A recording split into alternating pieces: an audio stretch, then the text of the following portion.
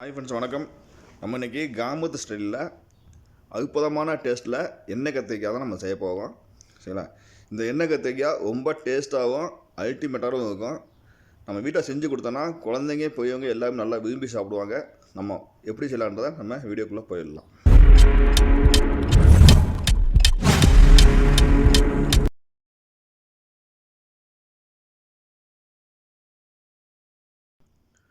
நான் இது அரை கிலோ கத்திரிக்காய் எடுத்து நல்லா அலசி வச்சுருக்கேன். சரிங்களா? அதுக்கடுத்து பார்த்திங்கன்னா பெரிய வெங்காயத்தை 2 வெங்காயத்தை நல்லா புதுசாக கட் பண்ணி வச்சுருக்கேன். ஒரு 3 தக்காளியும் பெருசாக கட் பண்ணி வச்சுருக்கேன். 5 பச்சை மிளகா, ஒரு பெரிய பூண்டு எடுத்து ஊற்றி வச்சுருக்கேன்.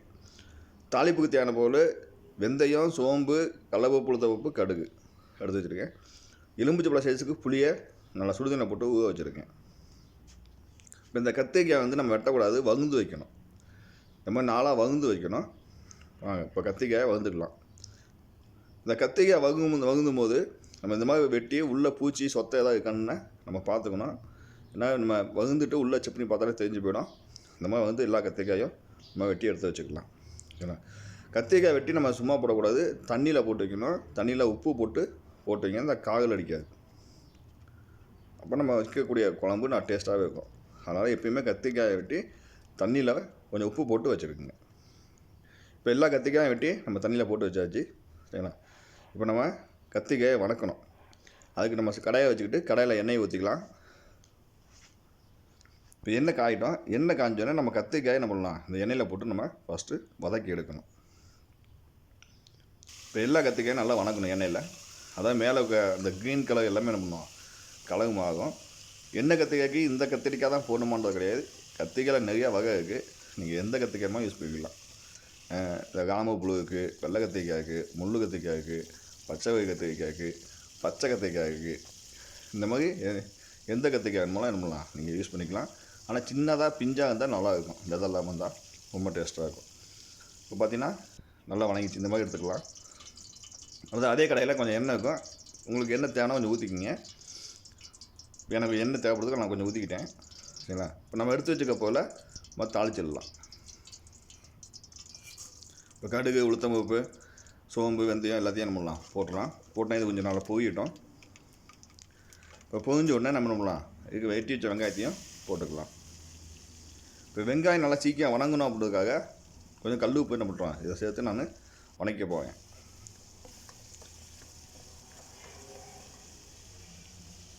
கொஞ்சம் கல் உப்பு போட்டிங்கன்னா கொஞ்சம் என்ன பண்ணுவோம், வெங்காயம் கொஞ்சம் சீக்கிரமாகவே என்ன பண்ணுவோம், வணங்கிடும். அதுக்காக கல் உப்பு போட்டு கொஞ்சம் வணக்கிங்க வெங்காயத்தை. இப்போ நல்லா வணங்கட்டும் வெங்காயம்.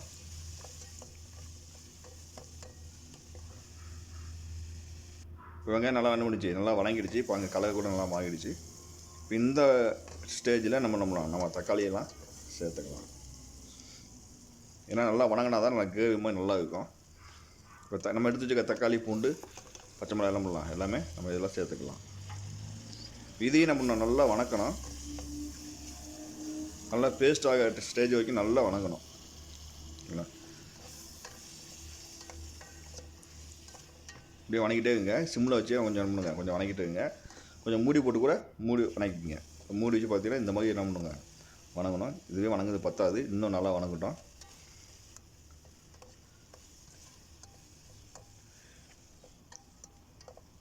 இப்போ பார்த்தீங்கன்னா தெரியும், நல்லா வணங்கிடுச்சு இருக்கு, நல்லா வணங்கிட்டு இருக்கு.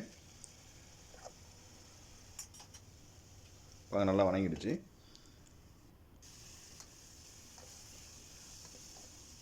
இந்த மாதிரி நம்ம இருந்துச்சு, நல்லா வணங்கிடுச்சு. இப்போ நம்ம இதுக்கு மசாலா ரெடி பண்ணிடலாம். இதுக்கு மல்லித்தூள் 2 ஸ்பூனு, மிளகாத்தூள் 1 ஸ்பூனு, சாம்பார் தூள் 1 ஸ்பூனு, மஞ்சத்தூள் 1 ஸ்பூன் சேர்த்துருக்கேன். இது எல்லாமே என்ன பண்ணலாம், கொட்டி நல்லா கிண்டி விட்டுலாம். கிண்டும் போது உங்களுக்கு லைட்டாக அடி பிடிக்க மாதிரி இருக்கும். லைட்டாக கொஞ்சமாக தண்ணி சேர்த்துட்டு என்ன பண்ணுங்க, கிண்டி விட்டுருங்க. அடி பிடிக்க விடாமல் கிண்டிகிட்டு இருக்கலாம். நம்ம இந்த மாதிரி நம்ம எண்ணெய் கத்திரிக்காய் செஞ்சு கொடுத்தோம்னா வீட்டில் நம்ம ஒரு தட்டு சோகா இருந்தாலும் என்ன பண்ணலாம், விரும்பி சாப்பிட்ருவாங்க வீட்டில் உள்ளவங்க. இதுக்கு சைடிஷ் பார்த்தீங்கன்னாக்கா ஆம்லேட்டு, அப்பளம், வடகம் எதுவாக இருந்தாலும் ரொம்ப சூப்பராக இருக்கும். நாங்கள் இந்த மாதிரி நல்லா கிரேவி ஆகிடுச்சு. இந்த மாதிரி கிரேவி ஸ்டேஜுக்கு நம்மளுக்கு வந்துடுச்சு. இப்போ நம்ம கொஞ்சம் தண்ணி ஊற்றி கொஞ்சம் கொதிக்கிட்டோம். நமக்கு தேவையான அளவுக்கு தண்ணி கொஞ்சம் ஊற்றிக்கலாம். ஏன்னா புளியும் காய்ச்சி வச்சுருக்கோம், அதனால் ரொம்ப தண்ணி ஊற்ற வேண்டாம். புளி தண்ணி ஊற்றுவோம். இப்போ இது தண்ணி மட்டும் கொஞ்சமாக என்ன பண்ணலாம், ஒரு அரை டம்ளர் ஊற்றிக்கலாம். ஏன்னா அடி பிடிக்காமல் இருக்கிறதுக்காக அரை டம்ளர் தண்ணி ஊற்றி வச்சுருக்கேன். போட்டு மூடிச்சு கொஞ்சம் கொதிக்கிட்டோம். இப்போ நம்ம புளியை காய்ச்சி எடுத்துக்கலாம்.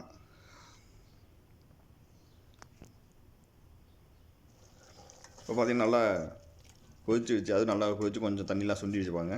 இப்போ இந்த ஸ்டேஜில் என்ன பண்ணுவோம், நம்ம வந்து வகுந்து வச்சுக்க கத்திக்காய் நம்ம எண்ணெயில் போட்டு வாட்டி வச்சுக்கோம் இல்லையா, அந்த கத்திக்காயை நம்ம என்ன பண்ணணும், உள்ளே போட்டு கலந்து விட்டுடலாம்.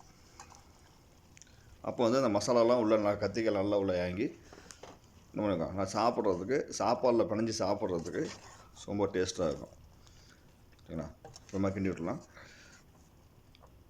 ரொம்ப போட்டு கண்டி போட்டு கிண்டக்கூடாது. அப்போ ஏன்னா கத்திக்காய் எண்ணெயிலையும் நல்லா வணங்கிடுச்சு. ரொம்ப போட்டு கிண்டனா எல்லாம் தனித்தனியாக பிரிஞ்சு வந்துடும். அதனால் நம்ம மெதுவாக கிண்டிக்குங்க. இப்போ எடுத்து வச்சுக்க புளி தனியாக பண்ணலாம், நம்ம ஊற்றிடலாம். ஊற்றிட்டு நம்ம உப்பு காரம் கட்டாக்கா எல்லாத்தையும் அப்படின்னு செக் பண்ணி பார்த்துக்குங்க. இது வந்து கொஞ்சம் உவப்பு அதிகமாக தான் இருக்கும். காரம், உப்பு, கொஞ்சம் புளிப்பு எல்லாமே கொஞ்சம் அதிகமாக தான் நல்லாயிருக்கும். இப்போ நான் கொஞ்சம் பெருங்காயத்தூள் நல்லா சேர்த்துக்குவேன். இந்த குழம்பு வந்து இன்னும் 2-3 நாள் வச்சுருந்தாலும் என்ன பண்ணாது, கெட்டு போகாது. நம்ம ஸ்டோரேஜ் வச்சு கூட நம்ம 2-3 நாளைக்கு சாப்பிட்டுக்கலாம். இப்போ பார்த்திங்கன்னா தெரியும், நல்லா கொதிப்பு வந்துடுச்சு, கொதி வந்துடுச்சு. இப்போ நமக்கு தேவையான அளவுக்கு நல்லா கொதிச்சிருச்சு. நம்ம என்ன பண்ணால் வெல்லம் இதுக்கு சேர்த்துக்கோம். ஏன்னா இந்த வெல்லம் எதுக்கு சேர்க்கணும்னா, இந்த புளிப்பு காரம் எல்லாத்தையும் மேனேஜ் பண்ணி கொடுக்கும். அதுக்காக சின்ன துண்டு வெல்லம் சேர்த்துக்குவேன். அதான் புளியாங்கட்டை சோடுக்கு 2 வெல்லம் 2 துண்டு நான் பண்ணியிருக்கேன், சேர்த்துக்குவேன். பாருங்கள், ரொம்ப சூப்பரான டேஸ்டியான எண்ணெய் கத்திரிக்காய் ரெடி ஆகிடுச்சு. பாருங்கள், எண்ணெயெலாம் நல்லா பிரிஞ்சு வந்துடுச்சு மேலே. சரிங்களா? இப்போ எண்ணெய் கத்திரிக்காய் ரெடி ஆகிடுச்சு. இந்த மாதிரி கத்திரிக்காய் செஞ்சு கொடுத்தீங்கன்னா வீட்டில் ஒரு தட்டு சாப்பாடு இருந்தாலும் என்ன பண்ணுவாங்க, நல்லா விரும்பி சாப்பிடுவாங்க. பாருங்கள், சூப்பர், பார்க்கவே அப்படியே நாக்கில் எச்சி வருது. இந்த சுமல் வந்து இன்னும் அப்படியே ஆளை இழுக்குது. வாங்க, சாப்பாடு செஞ்சோடனே குழம்பு வச்சோன்னே எனக்கு சாப்பிடணும் போல தோணுச்சு. நான் சாப்பிட போகிறேன். சரிங்களா? இப்போ சாப்பாடு குழம்பு ஊற்றினேன், ரொம்ப டேஸ்ட்டாக இருக்குது. இதுக்கு தனியாக அப்பளம் பொரிச்சு வச்சுருக்கேன். சாப்பிட்டா ரொம்ப 2 மணி இருக்குது, சூடாக இருக்குது சாப்பாடுக்காக.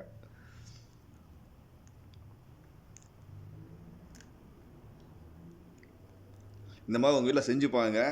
கண்டிப்பாக உங்கள் வீட்டில் உள்ள ஆம்பளைகளுக்கு கண்டிப்பாக என்ன பண்ணுவோம், விரும்புவோம், ரொம்ப பிடிக்கும். என்ன, ரொம்ப சூப்பராக இருக்குது, டேஸ்டியாக இருக்குது, ரொம்ப எல்லாமே இந்த இனிப்பு, காரம், புளிப்பு எல்லாம் கலந்துக்கிறனால அல்டிமேட் டேஸ்ட்டில் இருக்குது.